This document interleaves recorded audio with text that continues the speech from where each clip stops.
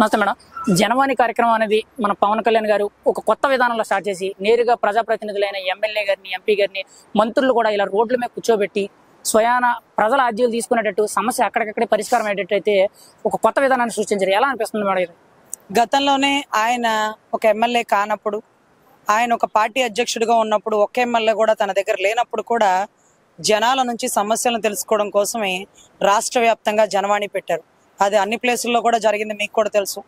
బందర్లో, విజయవాడలో, వైజాగ్లో జరిగినప్పుడు జరిగిన విషయం మీ అందరికీ తెలుసు. నోవాటర్లోనే బంధించి బయటికి రావడానికి వీల్లేదు, జనాల సమస్యలు తెలుసుకోవడానికి వీల్లేదు అంటూ వైజాగ్లో ఆపేశారు. ఏముందా వైజాగ్లోని మాకు అర్థం కాల. కానీ చాలా మంది సమస్యలు భూ కబ్జాలంటూ వచ్చారు. ఆడపిల్లలు తప్పిపోతున్నారంటూ వైజాగ్లోనే ఎక్కువ మంది వచ్చారు. వీటన్నిటికంటే మించి అక్కడ ఒక గంజాయి ఎక్కువగా విచ్చలవిడిగా జరుగుతుందని వచ్చారు.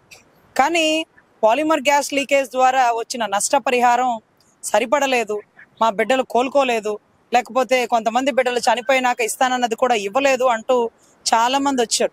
అది చాలా పెద్ద ఇష్యూ అండి. ఒక పొల్యూషన్ బోర్డు డిపార్ట్మెంట్కి సంబంధించి అనుకుంటే అసలు అంత గ్యాస్ లీకేజ్ అయ్యాక పొల్యూషన్ బోర్డు వాళ్ళు పెద్ద నష్టపరిహారం వేయాలా, ముందు ఇమీడియట్గా గ్యాస్ లీకేజ్ దాన్ని క్లోజ్ చేయాలి. కానీ ఇమీడియట్గా దాన్ని రన్ అవుతుంది. మరి అప్పుడున్న ప్రభుత్వం ఎంతో కొంత పడేసింది.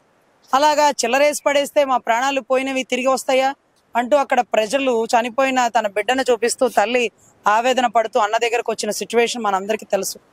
సో జనాల సమస్యలు తెలుసుకోవాలి, ప్రజల వద్దకే పరిపాలన, సుపరిపాలన అందించాలి, అవినీతి రహిత పరిపాలన అందించడంలో అసెంబ్లీలో బలమైన ముద్ర వేయబోతుంది జనసేన అంటూ ఎప్పుడో తన వ్యూహాత్మక ప్రణాళికని ముందుగానే చెప్పారు. 21 సీట్లే తీసుకుంటున్నాను అన్నప్పుడు ఎంతో మంది ఎగతాళి చేశారు. ఎన్ని తీసుకుంటున్నామని కాదు, తీసుకున్న వాళ్ళు ఎంత నిజాయితీగా పనిచేశారు. ఈ రోజు మీరు చూస్తే మన ఎమ్మెల్యేలు పెద్ద పెద్ద పార్టీలోంచి వచ్చిన వాళ్ళు ఉన్నారు, మీకు తెలుసు. ఎన్నోసార్లు మినిస్టర్లు చేసిన వాళ్ళు ఉన్నారు, 1000 కోట్ల అధిపతులు ఉన్నారు. అయినా సరే ప్రతి ఒక్కరూ తాటాకుల కింద కూర్చొని, టెంట్ల కింద కూర్చొని ప్రజల సమస్యలను తెలుసుకుంటున్నారు కదా. ఎమ్మెల్యే అంటే ఏసీ రూమ్ లో కూర్చోవాలి, రోడ్డు మీద గన్మెన్ లాపేయాలి, పేమెంట్లు ఇచ్చి లోపలికి పంపించాలి, ఇవంతా ఏమంటూ ఉండదండి. లంచం అనే దానికి మంచం వేయకుండా ఉండి ఈ రోజు నిజాయితీ గల పరిపాలన అందించే వ్యక్తి జన సైనికుడు, ఈరోజు జన సైనాని, ఈరోజు గౌరవ కొణిదెల పవన్ కళ్యాణ్ గారు, డిప్యూటీ సీఎం, పంచాయతీ మినిస్టర్. ఇప్పుడు మీరు చూస్తున్నారు కదండి, గతంలో పోల్చుకుంటే మీరు ఎంతో మంది ముఖ్యమంత్రులు చూస్తుంటారు. సీనియర్ ఎన్టీఆర్ గారిని, రాజశేఖర రెడ్డి గారు కానీ, లేకపోతే చంద్రబాబు నాయుడు గారు కానీ, వైఎస్ జగన్మోహన్ రెడ్డి, వీళ్ళందరిలో కాకుండా ఈయన ఇంకా సీఎం పదవి అధిరోహించలేదండి, ఇంకా ఉప ముఖ్యమంత్రిగానే ఉన్నారు. కానీ ఏంటంటే ప్రతి ఒక్క విషయంలో ఒక కొత్తదనాన్ని కోరుతున్నారు. ఇవి ఇప్పుడు జనవాణి కార్యక్రమంలోనే కాదు, జనసేన క్రియాశీలక సభ్యత్వం కూడా ఒక కొత్త ఒరవడితో రాజకీయ పార్టీలు ఏ పార్టీ కూడా ఇలాంటి కొత్త విధానాలు సృష్టించలేదు. ఎలా అనిపిస్తుందండి పవన్ కళ్యాణ్ గారి రాజకీయం అనేది? తన ఆలోచన గొప్పదండి. పదవి ఉన్నా పదవి లేకపోయినా ప్రజలతో మమేకం అయ్యేటటువంటి మహోన్నత వ్యక్తి. ఈరోజు డిప్యూటీ సీఎం కాబట్టి జనవాణి పెట్టలే, ఏమీ లేనప్పుడు పెట్టాడు. తను కష్టపడి ముఖాలకి రంగులేసుకుని ఎండకి వానకి నటించి వచ్చిన డబ్బుల్ని కౌలు రైతుల్లో చనిపోయిన వాళ్ళకి ఇస్తే, అన్నా చాలా మంది వైసీపీ వాళ్ళు ఉన్నారన్నా అంటే, పార్టీలతో నీకేం పనమ్మా, చనిపోయిన వారికి న్యాయం చేయాల, అదే మన ధర్మం, మనం చేసేది ధర్మ పోరాటం అన్నాడు. మీరు గమనిస్తే ఒక కారణ జన్ముడేమో అనిపిస్తుందండి. కరోనా టైంలో భవన కార్మికులను వెనక్కి తిరిగి కూడా ఎవరు చూడలే. అరే డబ్బున్నోళ్ళు కార్పొరేట్ హాస్పిటల్లో ట్రీట్మెంట్ తీసుకున్నారు, కోవిడ్కి మందు తెచ్చుకుంటున్నారు కరోనా టైంలో. కానీ భవన కార్మికులకి అన్నం పెట్టాలన్న ఆలోచన, ఇంత గొప్ప అభ్యుదయ భావాలున్న ఆ వ్యక్తికే దక్కిందండి. ఎందుకంటే ఆ టైంలో వాళ్ళకి బియ్యం పంపిణీలు కానీ, భవన కార్మికులను ఆదుకునే విధానం కానీ, ఉద్దానం అనే ఒక ఊరు ఉందని కూడా రాష్ట్రంలో ఎంతో మంది ముఖ్యమంత్రి పరిపాలిస్తుంటారు, అందరికీ కూడా పెద్దగా తెలియకపోవచ్చు. కానీ ఎందుకు అంత దూరం వెళ్ళాడు? ఆ ఉద్దానంలో వాటర్ సమస్య, లేకపోతే పొల్యూషన్ సమస్య, లేకపోతే అక్కడ మట్టే కలుషితం అయిందా, ఏం జరుగుతుందంటూ దాని మీద ఒక పెద్ద రీసెర్చ్ చేశారు తెలుసా అండి. ఈరోజు ఉద్దానం కిడ్నీ బాధితులకు ఒక హాస్పిటల్ వచ్చిందంటే ఎర్రం నాయుడు గారి టైం నుంచి, చంద్రబాబు నాయుడు గారి టైం నుంచి కూడా పవన్ కళ్యాణ్ గారి ప్రతిస్పందన వల్లే అని వారికి కూడా తెలుసండి. వారు గుర్తించారు, ఆయన దాన్ని ఇంప్లిమెంట్ చేసేలాగా పెద్ద పెద్ద అమెరికా నుంచి, ఆస్ట్రేలియా నుంచి తన అభిమానులైనటువంటి డాక్టర్లను పిలిపించి, మీరు నా కోసం ఏం చేయొద్దు, ఈ కిడ్నీ బాధితుల్ని ఆదుకోండి, ఇక్కడ ఎందుకు ఈ సమస్యలు ప్రబలని అనేది ఒక రీసెర్చ్ చేయండి అంటూ కూడా మాట్లాడారు. సో మీరు గమనిస్తే ఎప్పుడోనండి కాంగ్రెస్ ముమ్మరంగా ఉన్న టైంలో, వాళ్ళ అన్నగారు కాంగ్రెస్లో ఉన్న టైంలో కూడా, దాని తర్వాత ఆయన పార్టీలో యువరాజ్యంలో ఉన్నప్పుడు దేశ్ బచావో కాంగ్రెస్ హటావో అన్నట్టుగా ఒక నినాదాన్ని పెట్టారని మేము విన్నాం. అప్పట్లో కాంగ్రెస్ని రాష్ట్రంలోంచి రూపుమాపాలి అనే నినాదం, అప్పట్లో కాంగ్రెస్ వెళ్ళిపోయిందండి. తర్వాత గడ్డు కాలంలో బలమైన 30 years ఇండస్ట్రీ అయిన టీడీపీ కూడా గడ్డు కాలాన్ని ఎదుర్కొంటుంది అనే కొన్ని మాటలు కూడా అన్నారు ఆయన. అది కూడా నిజమైంది. చూసారు కదా, రాగల రోజుల్లో 52 రోజులు చంద్రబాబు గారు జైల్లో ఉండడం కానీ, ఈయన వెళ్ళి పరామర్శించడం కానీ, what ever it may be, అంటే ఆయన నోటి వాక్కు అంత శుద్ధిగా ఉంది, అంత స్వచ్ఛంగా ఉంది. అసలు జరిగేదంతా ముందుగానే చెప్తున్నారేమో అనిపిస్తుంది. మీరు గమనిస్తే hello AP bye bye YCP నినాదం చూడండి. ఈయనే 2 చోట్ల ఓడిపోయాడు, ఒక ఎమ్మెల్యే అయిన పార్టీలో లేడు. అసలు రేకుల షెడ్లో పార్టీ నడుస్తున్నాం. మనం పోయి 151 సీట్లు ఉన్న జగన్ మనం పారద్రోలగలమా? మన వల్ల అవుతుందా అంటే అవుతుంది. మనం చేయగలుగుతాం, ఓటుని చీల్చగలుగుతాం.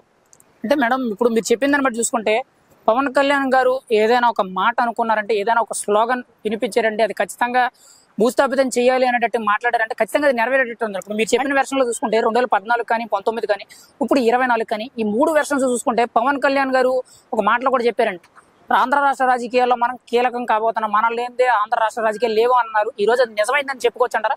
100% ఏ పార్టీ అయినా మనం లేనిదే కష్టం అవుతుంది. జనసేన లేనిదే ఏ పార్టీ మనుగడ లేదు అంటే ఈ రోజు బీజేపీ సెంటర్ లో ఉండడానికైనా టీడీపీని బీజేపీని కలిపిన రథసారథి ఈ రోజు మన్నే కదా. సో అదే రకంగా ఈ రోజు బలమైన టీడీపీ అయినా బయటికి రావడానికి జన సైన్యమే కదా కారణం. సో ఎటొచ్చిన జనసేన ఒక కీలక స్థానంలో ఉంటుందని ఎప్పుడో చెప్పగలిగారు.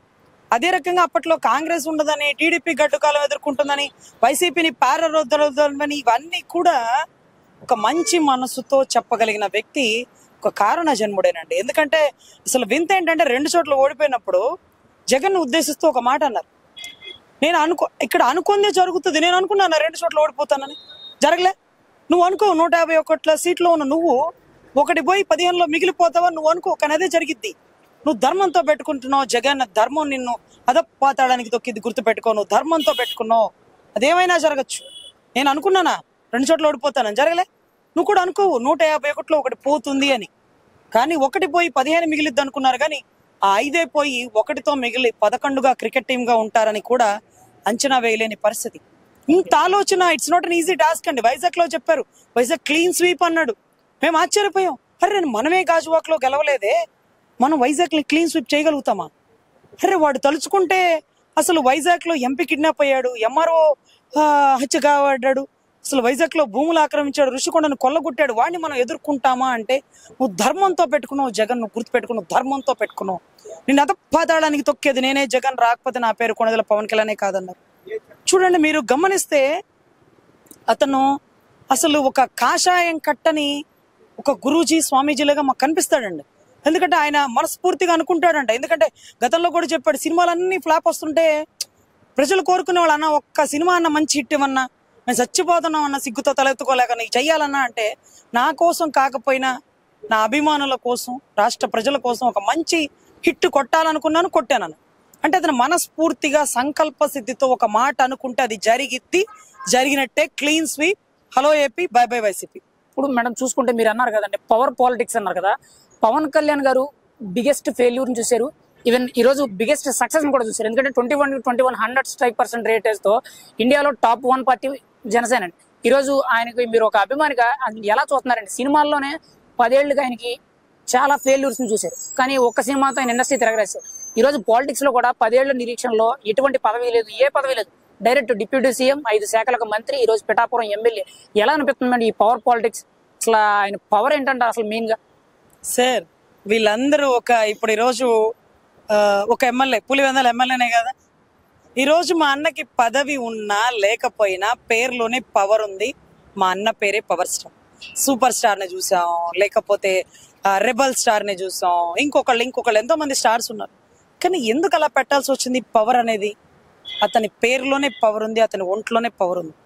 మీరు చూస్తే పిఠాపురంలో శక్తి పీఠం ఉంటుంది. ఆ శక్తి పవర్ని అట్రాక్ట్ చేస్తుంది, పవర్ దగ్గరికి శక్తి వెళ్తుంది. ఈరోజు ఇన్ని నియోజకవర్గాల్లో అన్న పిఠాపురం ఎంచుకొని శక్తిపీఠమైనటువంటి పురుహూతిక అమ్మవారు శ్రీపాదవల్లభుడి సాక్షిగా ఈ పిఠాపురాన్ని దేశంలో పిఠాపురం అనేలాగా చూపిస్తాను అంటూ శపథం చేశారు. మీరు గమనిస్తే దత్తపుత్రుడు అని మొరిగిన కుక్కలకి, నేను దత్తపుత్రుని కాదురే దత్తాత్రేయ పుత్రుణ్ణి అని పిఠాపురంలో అన్న ఇల్లు కట్టుకొని పొలం కనుక్కొని ఈ రోజు నేను ఇక్కడే నివాసం ఉంటా, ఇక్కడి నుంచే పరిపాలన చేస్తానంటే మీకు అనిపించట్లేదా? పవర్ ఉన్నా లేకపోయినా పవర్ స్టార్. రియల్ స్టార్ కాదు మా అన్న, రియల్ స్టార్. మేడం ఇప్పుడు చూసుకుంటే మీరు అన్నారు కదండి పిఠాపురం నుంచి వచ్చింది. గతంలో చూసుకుంటే ఎవరైతే వైఎస్ఆర్సీపీ ప్రభుత్వంలో ఉన్నారో కొంతమంది మంత్రులు కానీ ఎమ్మెల్యే కానీ నోటి దురుసుతో నోటికి వచ్చిన అనారాన్ని మాట్లాడినారు. నువ్వు ఎమ్మెల్యే కూడా గెలవలేవు, అసెంబ్లీ గేట్ తాకలేవు, వార్డు మెంబర్ పంచాయతీ ప్రెసిడెంట్ కూడా కాలేవని చెప్పి ఎన్నో విమర్శలు చేశారు. ఈవెన్ పర్సనల్ గా అటాక్ చేసినా ఆయన తట్టుకున్నారండి. అంటే ఈ రోజు వాళ్ళందరికీ కూడా వన్ సైడ్ గా వాళ్ళని ఓడించి వాళ్ళు ఎవరు కూడా అసెంబ్లీ ముఖం కాదు కదా, కనీసం ఎమ్మెల్యే అనే బిరుదు కూడా లేకుండా చేశారండి. ఇప్పుడు వాళ్ళందరికీ మీరైతే సూటుగా ఏం చెప్తారండి? అంటే పాలిటిక్స్ లో ఎంత వరకు అనేది కరెక్ట్ అని.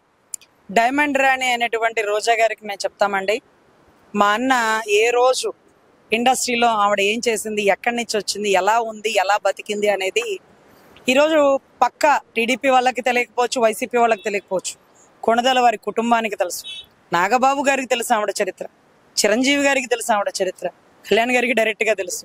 ఇంతమంది ఇన్ని రకాలుగా తన గురించి తెలిసినప్పటికీ తను ఎన్ని మరుగుతుంది, వాళ్ళ అన్న దగ్గరికే పంపించాలా, వాళ్ళ అన్న పోయాడు వీడు వచ్చాడు అని ఎంత తుస్కారంగా మాట్లాడినా సరే ఏ రోజు ఒక ఆడబిడ్డ గురించి మాట్లాడకుండా డైమండ్ రాణి ఆఖరికి నువ్వు నువ్వు నువ్వు కూడా నా గురించి మాట్లాడుతున్నావా, చీ నా బతుకు చెడా అంటే అర్థమైపోలా. నువ్వు నువ్వు కూడానా అంటే నువ్వు అంటే నువ్వు ఏంటా నువ్వు? సుప్రీంకోర్టు ఆవిడకి చట్టం ఇచ్చింది, ఆవిడ ఏమైనా చేసుకోవచ్చు, మనకు సంబంధం లేదు. కానీ ఏంటా నువ్వు? ఆవిడకి వ్యక్తిగతంగా తెలియాలండి, తగలాల్సిన చోట తగులుతుంది, అంతకు తప్ప నువ్వు అలా నువ్వు ఇలా అని ఏ రోజు మాట్లాడలేదండి. అది తన తల్లి తనకి నేర్పినటువంటి సంస్కారం. ఆడబిడ్డల గురించి తప్పుగా మాట్లాడకూడదు. వాళ్ళు ఎలాంటి వాళ్ళైనప్పటికీ నీ తల్లిని ఎలా గౌరవిస్తున్నావో తోటి ఆడబిడ్డను కూడా అలాగే. అందుకే ఈరోజు జగన్మోహన్ రెడ్డి గారి అనుచరులు, ఒకళ్ళ శ్రీరెడ్డి గారు, లేకపోతే బోరుగడ్డ అనిలో, లేకపోతే మురిగే కుక్కలు అమెరికాలో పంచ్ ప్రభాకరు, ఎవరైనా ఎన్ని మాట్లాడినప్పటికీ తన తల్లి నేర్పిన సంస్కారంతో షర్మిలమ్మను గాని, విజయమ్మను గాని, తన సతీమణైనటువంటి పాపం భారతమ్మను గాని ఏ రోజు ఒక్క మాట కూడా పెదవి దాటి అన్నటువంటి వ్యక్తి. అంటే అదే రకంగా కొడాలి నాని, పేర్ని నాని, ఇక మా జాతి కుక్కల గురించి మేము మాట్లాడం, వాళ్ళంతా మా వాళ్ళే, వాళ్ళ గురించి మేము మాట్లాడం. కానీ అటువంటి వారిని కూడా ఏ రోజు ఒక్క మాట మాట్లాడలేం. అరే మిగతా వాళ్ళందరికీ నేను సమాధానం చెప్పాలరా ప్రతి ఒక్కడికి అని మాట్లాడి అక్కడితో కట్ చేసేవాళ్ళండి. అలా వాళ్ళు విమర్శించి వాళ్ళ స్థాయిని వాళ్లే తగ్గించుకున్నారు. ఆయన పేరునాని వెనకాల ఉండే వాళ్ళందరూ పవన్ కళ్యాణ్ సినిమాకి ఫస్ట్ రోజు పోస్టర్లు అందికిచ్చేవాళ్ళు. కొడాలని వెనకాల ఉండే ప్రతి ఒక్కరు ఫస్ట్ రోజు సినిమా డిస్ట్రిబ్యూటర్లు. వీళ్ళందరి ముందు నువ్వు కళ్యాణ్ గారిని తిడితే నీ పతనం కేవలం కళ్యాణ్ గారిని తిట్టడం వల్లే జరిగింది, వైసీపీ పతనం. ఎందుకంటే వాళ్ళ ఓటింగ్ వాళ్ళకు ఉంది, టీడీపీ ఓటింగ్ టీడీకి ఉంది. ఎవరు పవన్ కళ్యాణ్ గారిని పొగిడితే వాళ్ళదే గెలుపు, ఎవరు పవన్ కళ్యాణ్ గారి పక్కన నుంచుంటే వారికే పోస్ట్.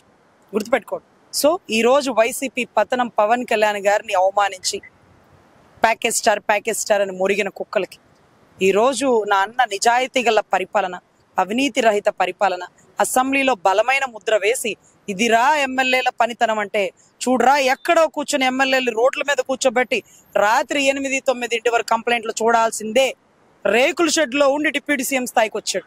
ఈ రోజు చూసారు కదా, మందంతా కన్స్ట్రక్షన్ జరుగుతూనే ఉంది, రేకుల షెడ్ లో ఉండేవాళ్ళు. సెక్యూరిటీ ఫోర్స్ కూడా ఎన్ఎస్జే కమాండర్లు పెట్టుకోవాలంటే చాలా లక్షలు ఖర్చు అవుతుంది, అది పేదవాళ్ళకు ఉపయోగపడుతుంది అంటూ చుట్టూ బౌన్సర్లతోనే వెళ్తాడు.